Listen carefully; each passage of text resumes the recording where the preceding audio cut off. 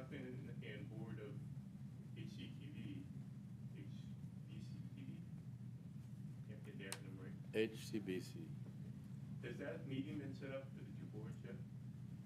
We're waiting for one board member to respond. Okay. And so that'll be scheduled on the normal calendar? Mm-hmm. Yeah. Thanks. Anybody else? Nope. Selectmen's announcements? Nothing for me. Nothing, all right. Town administrators report? Thank you, Mr. Chairman. Good evening, everyone. A couple of items to update you on. First of all, the position of town planner. We know that Mark Ironman, who's been filling that role, is planning to retire at some point in the near future. He's been part of our interview team, as has Selectwoman Jane Covey. We've narrowed down to a finalist, but we're still discussing some details, so I'm not ready or prepared to make a recommendation this evening, but hope to within the next week or two. Secondly, the Mitchell Field Boat Launch. We have an update. Mark and I met with members of state government, DOT officials. Mark has been working with them for quite some time. We wondered if they would give us an extension. You all knew that July 1st was the date that we were supposed to be ready to go out to bid and have enough funds for what we were planning to construct at Mitchell Field for the boat launch. We received updated figures from our engineering consultant, marine engineering, Dan Bannon. It was after your select board meeting when you approved increasing the radius at Mitchell Field. We did not get an update with numbers until, I think it was a couple weeks after that meeting. In retrospect, I wish you had had all of that meeting, all of that information at that meeting.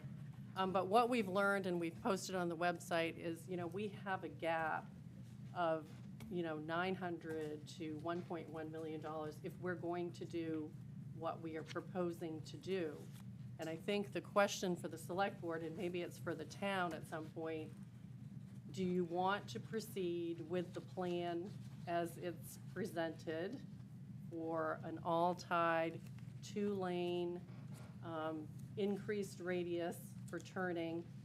If you want to do that, we have to understand that more money will be needed, and we're going to have to look at how do we close that gap. The state said, pardon?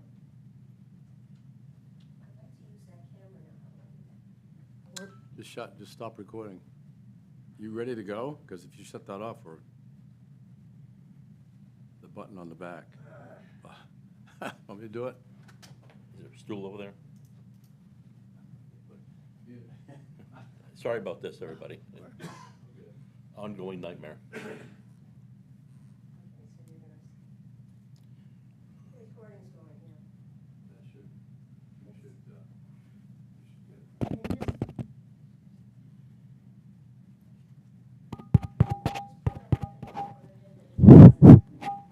Seems to be working. Yep.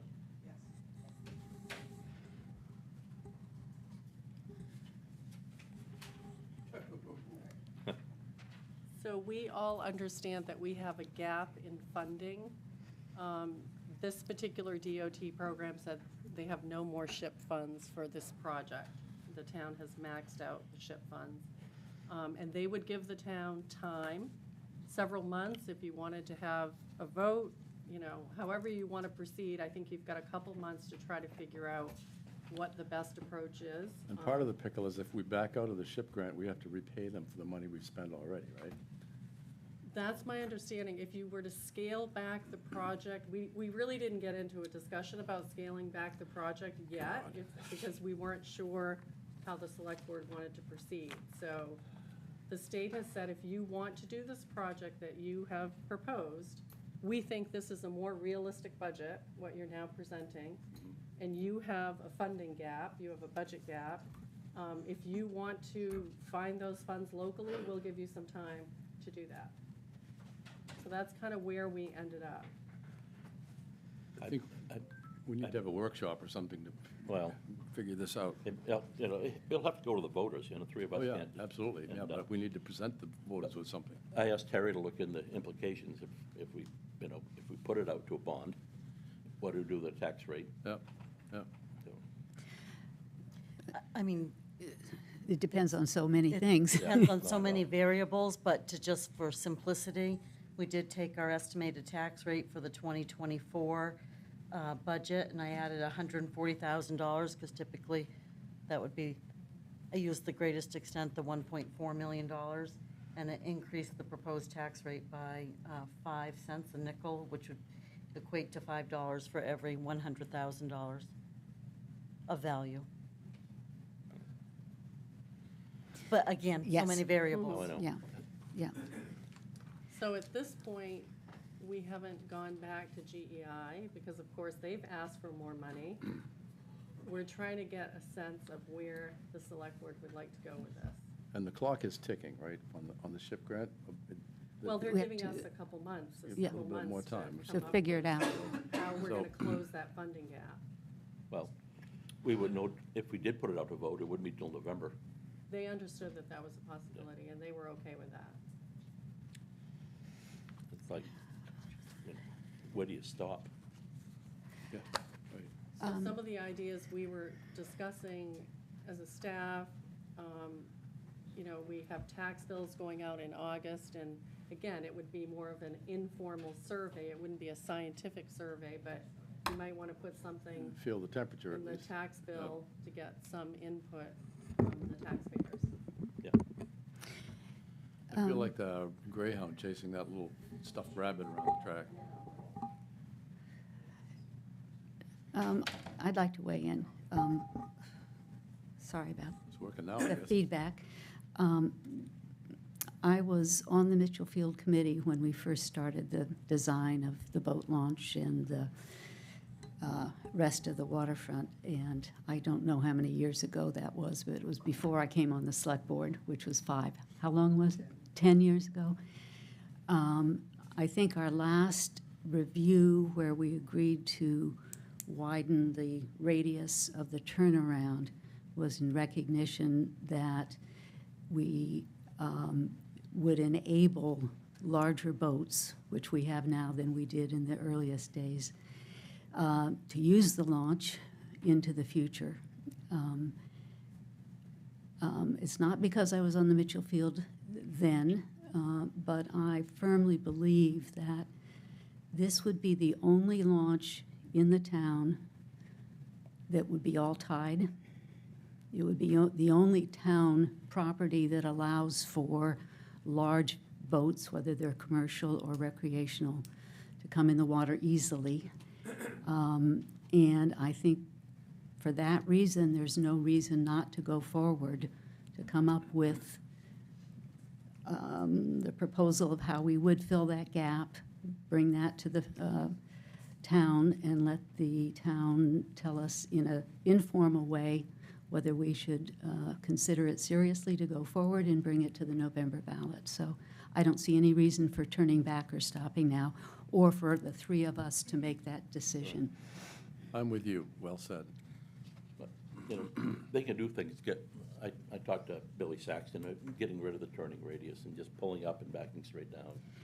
You know, in a perfect world, you drive in, do Right. you even. We might make some modifications, but it's not going to save us that much money. And Right. we're building this for the future, and we're not building it for today, and we're certainly not building it for yesterday. So I think we should go forward assuming the plan we have with the turnaround, and to do the due diligence that was suggested in the memo that we got, to double check and make sure with the GEI and others that we have the appropriate costs, to explore that potential alternative additional grant source and see if that's open to us, to propose the way to fund it with bond and/or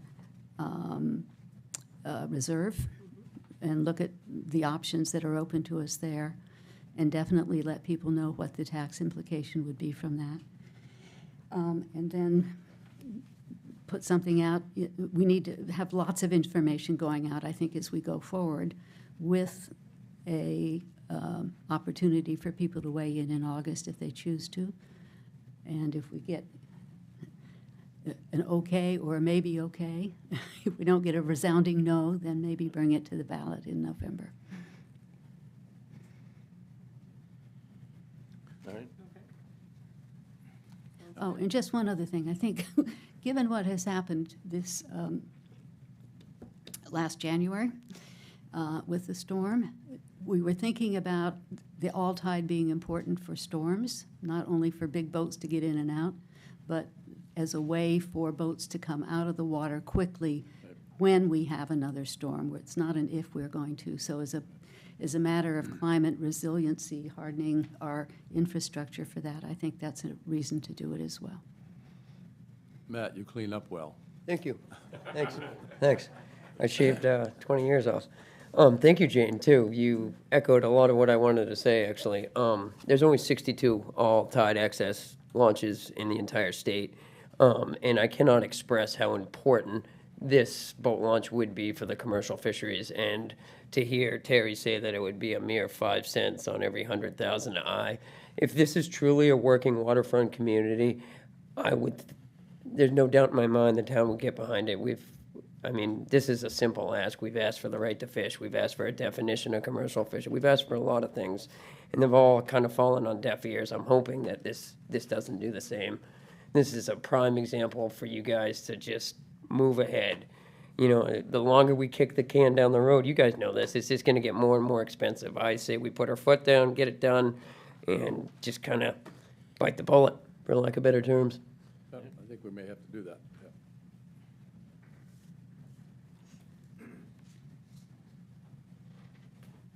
Allison Hawks, Candice Harbor. I just wanted to come up and say that I appreciate what Jane said.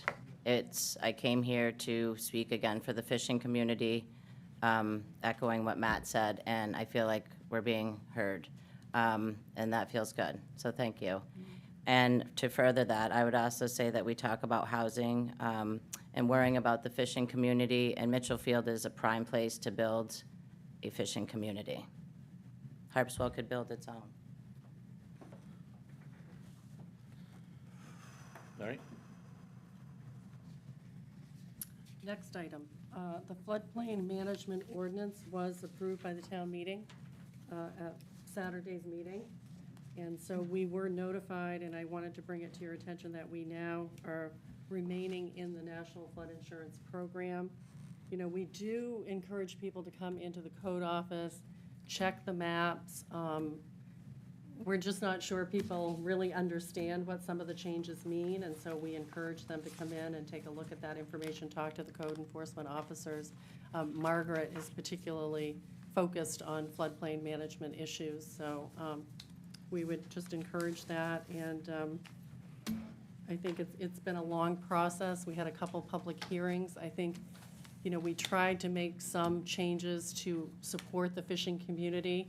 I think there was one that we fell short on, or maybe more than one, but the 200 square foot building on a wharf, I know, is still a concern for some folks in the fishing community.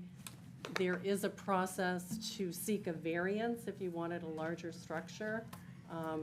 I'm not sure we've had that happen in Harpswell, so we don't really know what the history is in terms of people being granted those variances, so that's something we'll continue to kind of take a look at and keep an eye on. But we appreciate the involvement of the fishing community. I do think they helped get some changes to the ordinance, particularly with the qualified professional being able to design a wharf now, should help keep some of that cost down. And so I think that was, you know, something that we achieved because of the public input we Well, received. and Steve Forrester, Tim Oh, Forrester. Tim Forrester helped with that as well. Yes, Yeah. it did. Helped with it, he wrote it. Pretty much. And then the last item, I wanted to just make sure people knew we were getting information from the state. It's coming in pieces about the Clark Cove property. I know there's a lot of interest in that parcel. It's a state-owned parcel. It's off Allen Point Road. This board has discussed previously that you're interested in having the town enter into an agreement with the state to manage that location. Some of us are.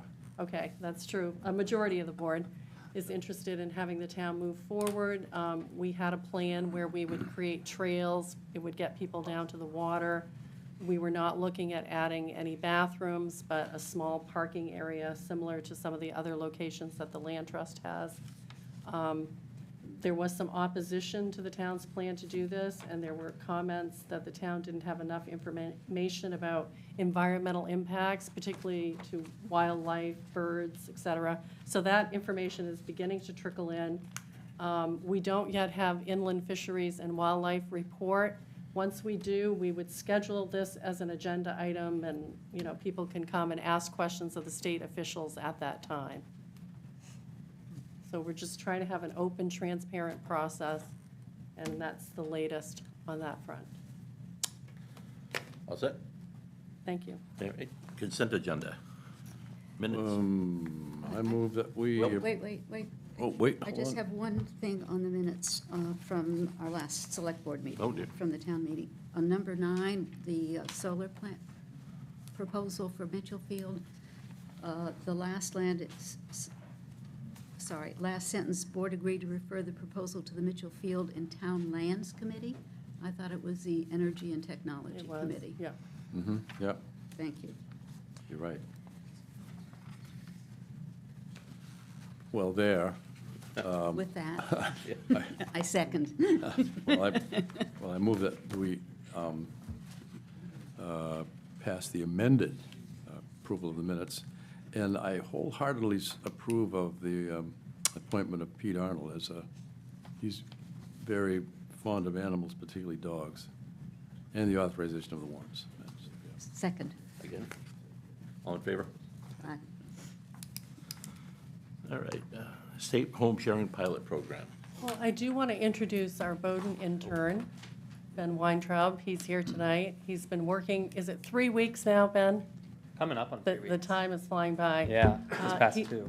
He's a real whiz with GIS and research. I think we need to try to get him involved in our technology problems, but he may not want to take that on.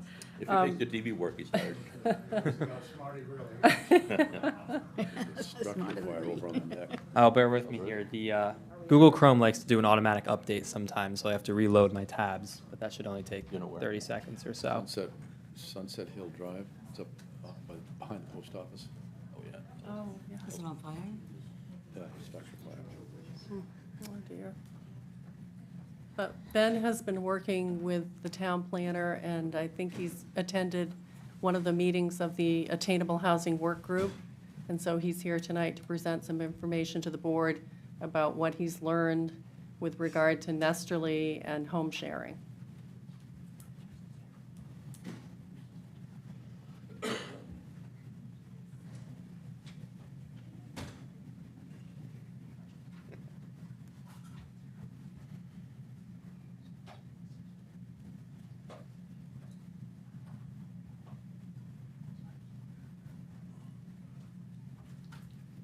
right.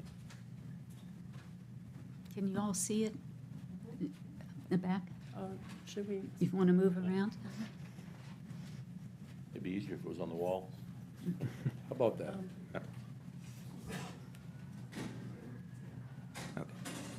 All right.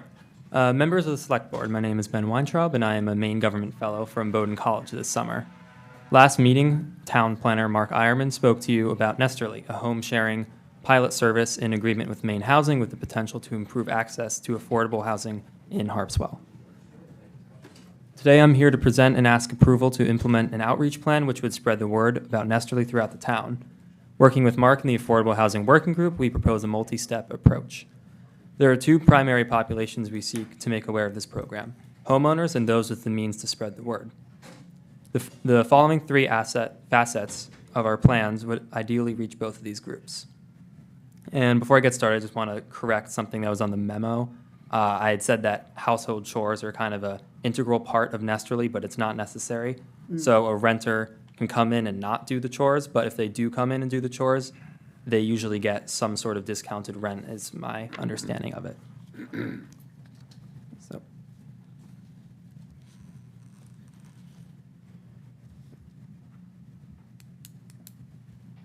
Bear with me here.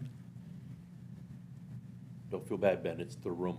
There's some voodoo in here, I It's the think. thunderstorm. Yeah. There we go. So the first method that we would want to do outreach for Nesterly is by doing an article in the Harpswell Anchor. And we propose that we work with J.W. Oliver to run the article, informing the entire community. And so we would just do that by providing them with background info about home sharing and important links to Nesterly and the site. And then also potentially interview members of the Affordable Housing Working Group to kind of get their perspectives and sort of introduce Nesterly. And I think an important note to make is that we're not seeking to kind of support Nesterly, but just to present its outreach. So just telling members of the community, here's what it is, here's what you can do with it, but not you should do it, you shouldn't. Just want to make people aware. All right, and then the second method by which we'd want to spread the word is through mailing lists. So first we would do a digital mailing list using the town's master list that has about 700 to 800 addresses that have expressed previous interest in the town. And so that would be fairly easy and wouldn't require too much labor, just someone to write the email. And then the kind of bigger part of this would be a physical mailing list where we would want to send an informational brochure, typically to known elderly households using assessor's data, but honestly any household can participate in Nesterly. It's just that typically elderly households are more, the general model is that an elderly homeowner would work with a younger renter. So we have some of these mailing lists which would help to sort of narrow down the households with more elderly homeowners. And sending something to every Harpswell resident would just be too taxing for staff, so we wanted to do a more targeted campaign. And then we would want to assemble a brochure outlining the basics of Nesterly and where to go for more information. And so Nesterly itself already has a couple PDFs and one-page handouts of what their program is, what they do, but I think the working group wants to have something that's more tailored to Harpswell and why it should be adopted here. And then the working group also recognizes potential barriers with technology, and so we'd want to make sure that town librarians would be available to help people setting up an account and getting, the background checks done and finding renters and stuff like that. And we've already heard just today from one of the libraries, I think it was Island, sorry, I got the name wrong, but one of the libraries in Harpswell said that they would already be willing to kind of put forward their work here. And then finally, the third kind of outreach method would be through local organizations. So we sort of identified these four major ones: Harpswell Aging at Home, which has already expressed interest in helping but doesn't want to do the brunt of the support, churches, libraries, and general stores. So also just today we've heard from Island Community Church that they would be interested and have been asking about brochures, so that's when we would step in and make one probably tailored to Harpswell. And Elijah Kellogg Church is checking their mission statement to decide if they want to help. So those are kind of the three facets there, and open for questions. Ben, in all that you do, I want you to remember Harpswell Community Television and all this list of opportunities to reach the public. So we have an internet presence, and we broadcast over the air as well as cable, so we reach a lot of people. Yeah. Thank you, yeah. You should interview the Nesterly founder on We could easily do that. Yep, we could do I that. think she would be willing to come there. She's been putting herself out pretty openly. Yeah, be willing to do that, yep. Could even have a call-in program where people could call in with questions. Yeah, absolutely. Yep. That'd be great. Great. All right, thank you. Okay, thanks, Ben. Sounds great. So the board is giving its go-ahead that the town can now undertake these steps. Yep. Yeah. But I like the fact you mentioned town staff not being heavily involved. Do you need a motion or just a nod? I think as long as there's It's fine. consensus, Yeah. we're fine. Yep. Carry forth. Yeah, Yeah. yeah, Yep. yeah. You got it, kid. Yep. Oh.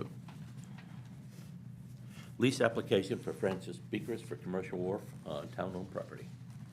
So this item came out of the June 15th special town meeting that was held on Sunday. There was a very good turnout, actually, so that was great. And the chair of the board, Kevin Johnson, and I have met on a couple of occasions with Mr. Beekrist. The backstory is that Mr. Beekers has had a wharf in this location for a number of years, but we were not able to find a lease agreement with the town. So we're trying to rectify that now. After the January storms, the wharf that he had in that location was taken out. He's interested in a 25-year lease from the town of Harpswell. We have provided him with a draft that's also been posted on our website this week, and it's up for discussion with the select board. The staff did not put in a fee. We wanted to take direction from the select board with regard to the fee.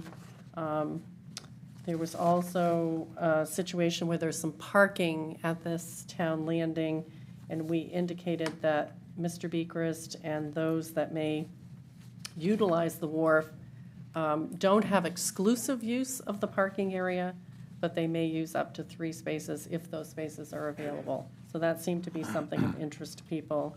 Mr. Beekers will be able to assign and sublet with the town's permission. There are a number of commercial fishermen who apparently use that facility, have used that facility, and they want to continue that type of operation. How much do we charge the West Island Bridge folks a year? $100 a year. You know, initially, when we put this together 20-something years ago, I suggested $1 a year just to make it legal. It's not a money-making operation for us, and No. it needs, you know, just $1 a year makes it legal. Yeah. We charge David Moody $2.50 a year. Yeah, I mean, something like that, it's just enough to make it legal. I have different view, as you know. I've raised the question earlier when we were looking at a Orr's Island lease of $100, which has been for, what do you say, 20-some years? Well, it was initially $1. It's got crept up over the years. Well, whatever, but Yeah. it's been 100 for a while. Yeah. It appears to me, just thinking about the wharf leases in comparison to the oyster hatchery lease and the lease to Pammy's, that we have 2 different policies. And I don't understand why we would have 2 different policies, that the oyster hatchery is now paying $12,000 for the use of the building and the acre of land. Pammy is paying something like $4,200 or maybe a bit more now annually for the land and the rental of that property for her business.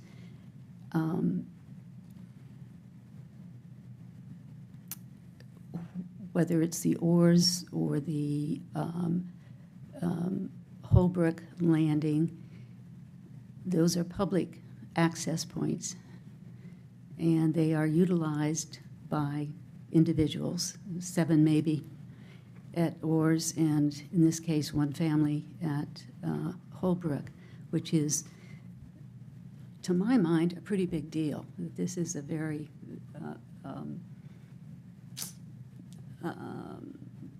having that access, having that private wharf on town land is encumbering it in a way from other uses by the public.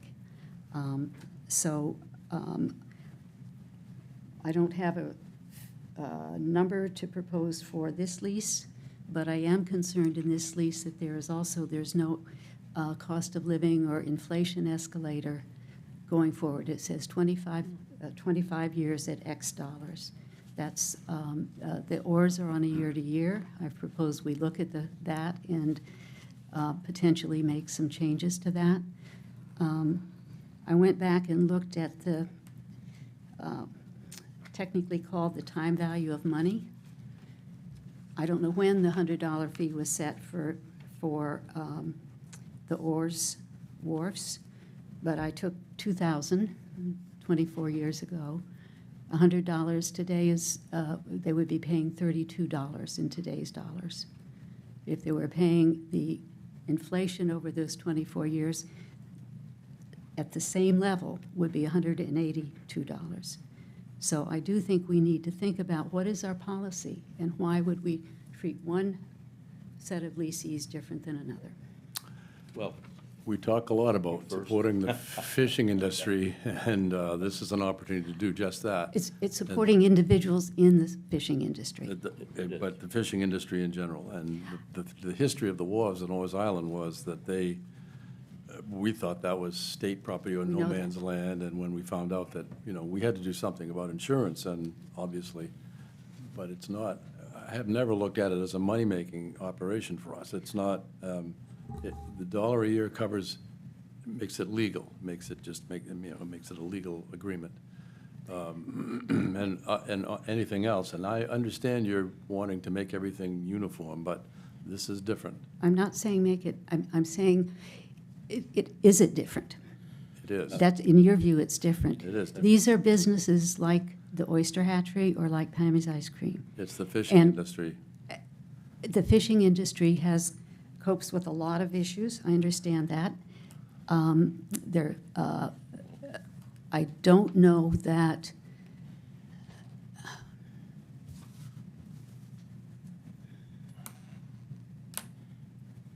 taking out one sector and subsidizing some individuals in that sector because for whatever historic circumstances they have access to these town lands is appropriate. And that's my view. I I know. completely disagree. I know, and I know. think, I don't think any of us believe in corporate charity. No. I don't believe in charity to any sector of business in Harpswell. It's not what it is, frankly, basically, it's not even, the only town property he's on is where he parks. He comes up to the high water mark. And the bridge lease, it goes back my lifetime, 70 years, and the same family scratching out a living. And, running tide, that's a whole different ballgame. They've got a lot of property down there, maybe a waterfront property, and they're running a business out of it. And, I do think we charge Pammy too much, but that's a story for another day. But as far as the leases go for the bridge, it's part of the community, frankly. My entire life, I've seen those guys there. And David's right, they just, when the land was put there, they just took it, and since then the town worked out what we worked out. And same with Frank, I just, I can't see a big lease for these people. I'm not saying big. Oh. I'm not saying a big lease. Well, I'm not saying a big dollar amount. I'm saying, why would they not have an increase over time if this can go to family after family 50 years from now? It doesn't affect the town budget. It's not gonna make a bit of difference, and we're just helping out. These aren't, other than the biggest dwarf, that the Oars Island Bridge people are just a bunch of fishermen trying to scratch out a living. None of them are what you call wealthy. $100 is a lot of money to them.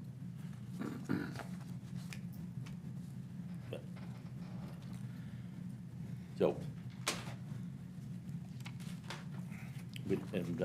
David Moody for 25 years, and another 25 is $2 a year.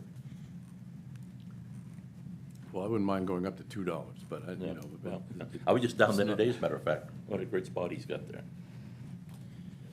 Oh, yeah. Well, he initially thought that he had the rights to use it because it was his great-grandfather's had a wharf there initially, many years ago. But it's town property.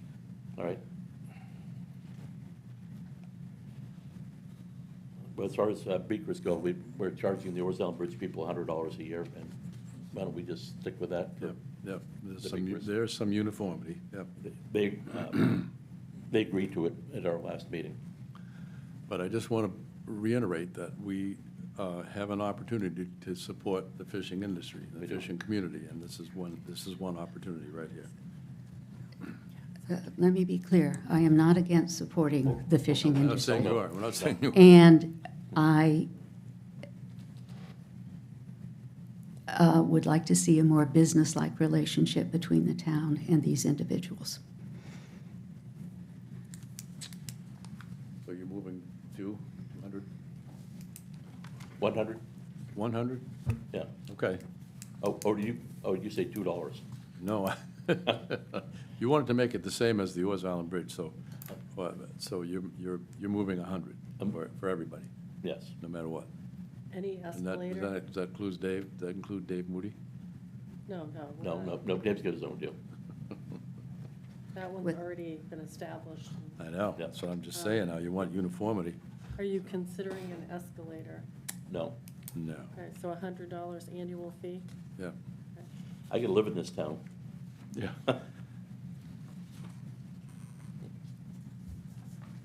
So you moved 100, I'll second it. All in favor? Opposed? Hey, I will- you made great inroads tonight with the rest of them, so.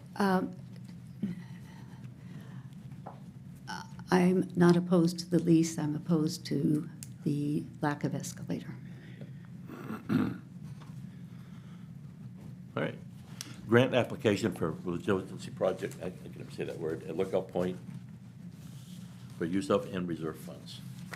We speaking to that? So I believe Mary Ann Naif, who's the chair of the Conservation Commission and the Climate and Resiliency Committee, is stepping forward.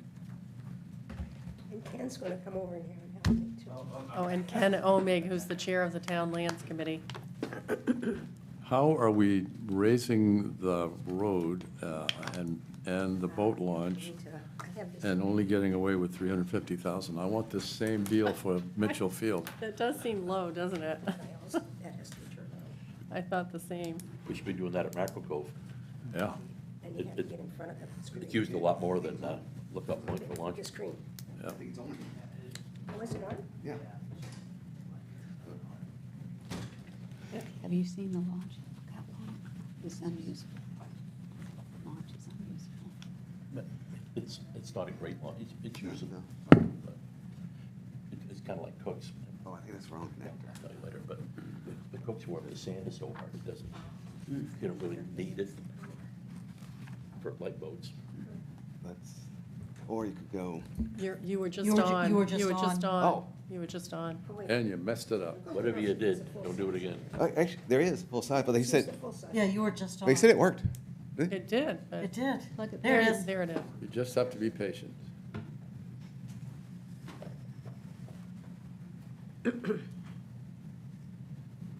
Why don't you, do you want to start talking about it? Sure. On top of your head? Sure, Why don't you start talking and I'm gonna get mine, and then we'll put it up on the screen. Okay, this is a grant proposal for improvements to Lookout Point Landing. And back in 2020, we got a grant to do a engineering study for basically resiliency for the landing that would allow for 3-foot sea level rise. And that assumption is that you would, even at mitigating for 3 feet, you would still have times when you'd have nuisance flooding, I believe was the term the engineering firm used. But if we could raise it, the whole landing up 3 feet, that would be what we have now for next 40, 50 years, depending on various estimates. Recently, we became aware of a Maine Department of Transportation grant that allows for not just the engineering part, but it also allows for the construction. And I think total, the limit of that, which when we look at, I believe it's something like $4 million. And the town is required to bring just a 5% match. So what this is, we're proposing that we submit this before the end of the month, or I think July 1st, Marianne, is the. July 1st at 12 o'clock. Okay, 12 o'clock. So it's a tight time frame. So we've sort of been scrambling on the details of the grant application.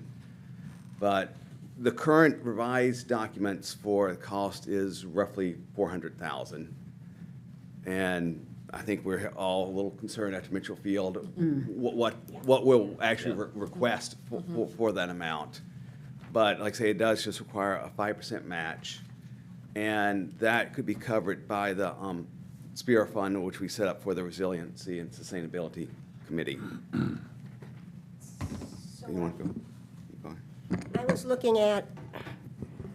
was thinking about an updated amount anyhow.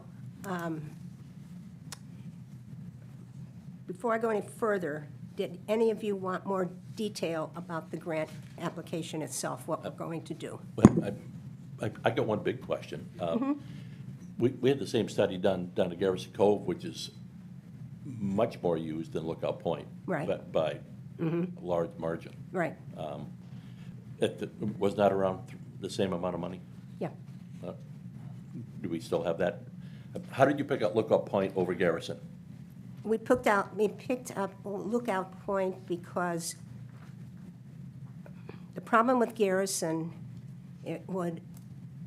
we couldn't do anything much about the flooding that was still happening past it. It was, not that it's a problem, it was just sort of the fact.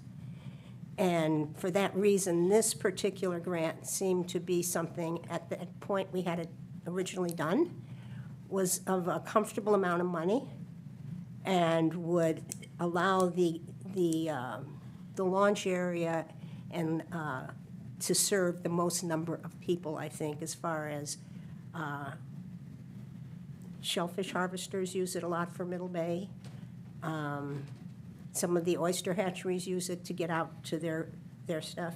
So it was more, I think, for the use and the amount that it was going to, the amount of people in the community that it would affect. Oh, I don't know if that's a reasonable explanation or not, but that is I sort of would what just add, one other big factor is the parking. There's very significant And parking. parking at Lookout Point, which you don't have at Garrison.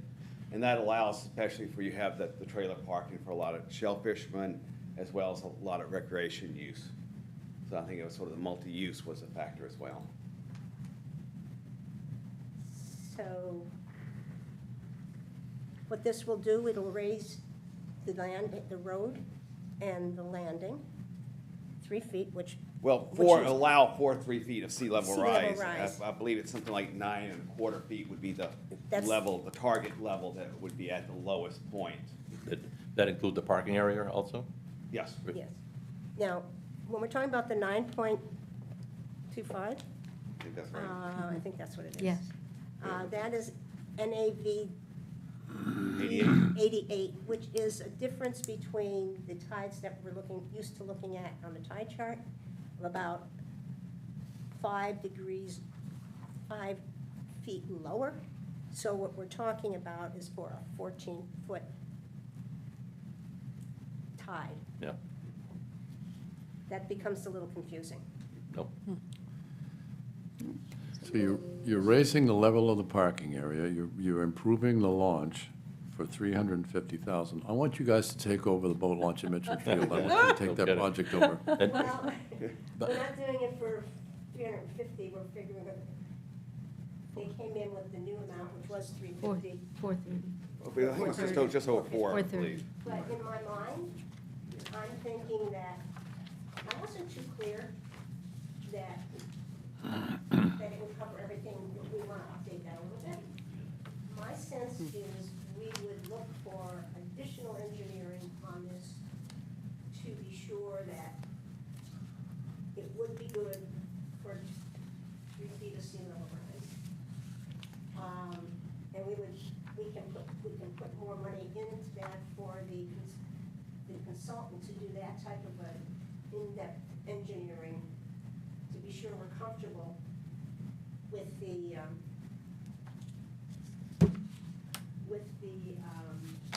amount of money. We don't want to get caught short again. Yeah, And we can take, as Ken said, up to $4 million. We don't think. Well, the we can do that. grant is up to $4 million. We could actually apply for up to $1 million and have a matching within the Spira Fund that would not require a town meeting vote. It would be just the select Well, board's discretion. why don't you mention to them, then you have another spot in town, and send them to Marquardt, Well, because there's a number of spots that actually, we can apply for 3 grants under this. I don't, from a commercial point of view, Garrison is used 10 times more than Lookout. It's not even close. Huh? I can't, Oh, I know. I have to listen to you. I mean, I don't know. I think a lot of thing is with Garrison, it's hard to know because you don't have the parking. So Right. But then Lookout Point, you go there, especially in the summer, even off-season, for the shellfishermen, it is heavily used. Yeah, but the shellfishermen, they don't care if it's paved or not. They go over here across the bay on a beach and launch every day. Now, it is considered a transportation grant, Yep. so we're trying to write a grant that will fall under that category. I'm not saying no, I'm just, Yeah, I know. And, you know, if we can figure a way to go for another one Yeah. in a week, I don't know. yep, because, yep, Garrison Cove has been on the list for years, you know? I know. And we- there's nothing we have left a to it. new- We have a new one on Yeah, that. It would, that one at Garrison Cove was 373,000, is that right? And that was in older dollars. Yeah. That- Well, That's not adjusted. Right. It's a little more recently. that was for the berm also. They're going along town property. Yeah, that has to go along the town property. But I thought Garrison was also an issue, Mary Ann, because of the private property in the area. Right. You couldn't do the fixing to the town's property without getting buyback and also at their cost of the private property owners. Is that correct? And Lookout, That was Does one of it the have the assumptions. private- One of the assumptions, basically, you don't have that much leeway because private property abuts the beach, you know what? and the other side of the arm. Yeah, so that you could basically do the ramp and float, for the launch, but you wouldn't be doing too much for parking or further rise. Right. But not to say that we wouldn't want that to be a good ramp as well. Mhm. Just giving you a hard time. It's okay. I know. I've had an interesting evening of our time. Oh, so- yeah, yeah, good point. Yeah, this is the easy part. But we're looking for you to get a sense from the selectmen tonight, whether you are comfortable with what we're doing. We figured the Spear, we'd be looking at 50,000. 25,000, probably more, 25,000. 25,000 to do 5% match on a $500,000 project, which we would raise at 100,000. And once we get, you know, we have your approval, then I believe we're going to be meeting next week on some other areas that, or I'd ask if you're comfortable with that amount, let's just say 500,000 with a $25,000 match out of Spira. I checked Spira, we should be able to cover that. And then we could go from there and have Christie sign it. Well, actually, I'll move that we do support it and up to 25,000 for the Ms. Spira and authorize Christie to sign it. Second. All in favor? You want 30,000? That would take, yeah, in case you want to go to 600. What? Was the Well, price whatever. right here? I don't, Whatever, but 25,000 max on the Okay, Spira. So 25,000. whatever you Yeah. can do. That'd be We'd have to- 500 on That would be Yeah. 500. Yeah. and we are, I have been in contact with all the people on the road, and many of them had comments and some I bet they did, suggestions. Especially the guy on the end, right? But they are willing to write letters of support. Oh, I bet he is. Mary Ann, could you talk a little bit about, it seemed like a somewhat novel idea to put something in the water to try to slow down the wave run-up. Is that part of this application? Yes, part of this application talks about putting clam baskets out in the channel area between the two islands to slow down the tide, I guess, for storm surge. Waves. Wave action. However, that was a very interesting conversation that I had with Alan Seafood about that. I heard. Word gets around. But, but I think it was good that he brought it up. And I think we could probably, my sense is we could investigate more than one way to do what they're trying to do. Yep. Great. All right. We're broadcasting That's it. mostly black right now because the screen went black. I know, because Well, we close it. oh, that's true. Sorry, David, I can't do both. Don't apologize to me, apologize to the world. The Okay. world, yeah. I will apologize to the world for everything this evening. All the 10 to 15 people watching this right now, what the hell just happened? Actually, everybody left that I thought would be really interested in this. How about that? And a- Guess not. Several people just texted me, asked what's going on, so, Oh, that's right, it's black screen because I shut this down. yep. So. Anyway, I'm sorry about that. sorry. I'm fine. I can see everything. We good? Are we good? Yeah. We good? Okay, great. All right. Did they vote? All right. July 4th holiday schedule.